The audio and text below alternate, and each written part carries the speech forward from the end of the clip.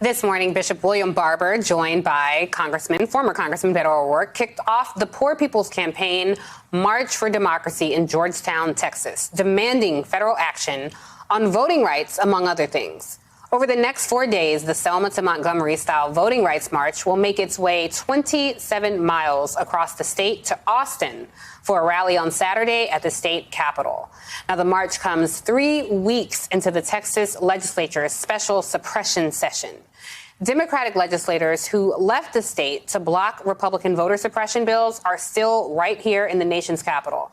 Tomorrow, 3 of those Democrats will testify before the House Oversight Committee, making their case for the passage of federal voting rights legislation. I'm joined now by former Texas Congressman Beto O'Rourke and Bishop William Barber, co-chair of the Poor People's Campaign, a national call for moral revival. Congressman, I want to start with you here. A recent story that just broke with Donald Trump. The Washington Post reports that Trump repeatedly called his attorney at the time, Rosen, to push for his attorney general, I should say, the acting attorney general, push for probes of the 2020 election. And this was happening almost daily. I have to tell you, one of the challenges, I think, people attach this story to the big lie, and they say that's what fed into the voter suppression. A lot of us have been dealing with voter suppression for a long time, way before Trump. What do you expect this march to accomplish to help further move this struggle along? I think a big reason that this march is happening in Texas is that you're absolutely right. Voter suppression existed long before this current attempt. In fact, Texas has become, over the years, the toughest state in the nation in which to vote. And as Bishop Barber has reminded us, that is connected to the fact that we still have a $7.25 an hour minimum wage, to the fact that we are the least insured state in the United States of America, and the fact that so many millions of Texans were eligible to vote in 2020 and yet could not very often because of those voter suppression obstacles placed in the way.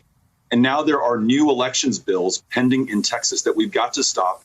And we must pass the For the People Act in the United States Senate so that we roll back this voter suppression and affirmatively understand that every eligible American should have and will have the right to vote, participate in our democracy. So you're right, this preceded Trump, but we've got to get it right now, because what Trump helped to unleash during his presidency and the insurrection a little more than 6 months ago might very well consume this democracy unless we stand up and fight for it now.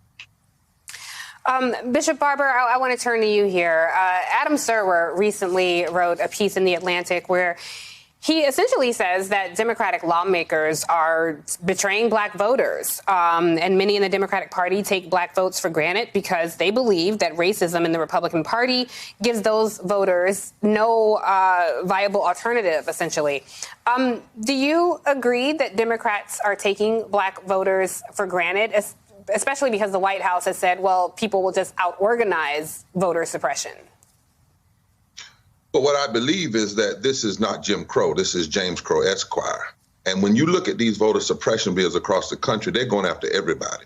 Black folk, white folk, brown folk, Native, Asian people, the disabled, women.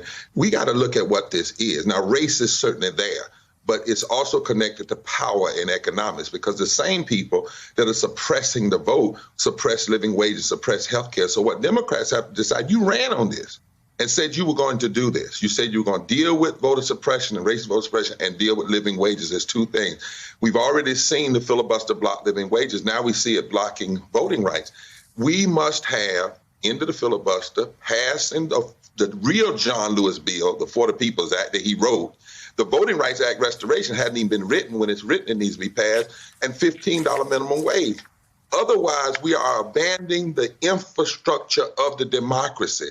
And to get an infrastructure bill that fixes bridges, but then you abandon the infrastructure of the democracy, which is voting, the bridge to all the other policies is backwards. And lastly, Tiffany, to do an infrastructure bill in your last segment with all white people in the room, right, and then try to make the voting issue just a black issue. No, it's not just a black issue. It's an American issue. And that's why you saw a diverse group of folk marching with us. And on Saturday, we'll show up in Austin with nationalizing Texas to say, pass these federal protections.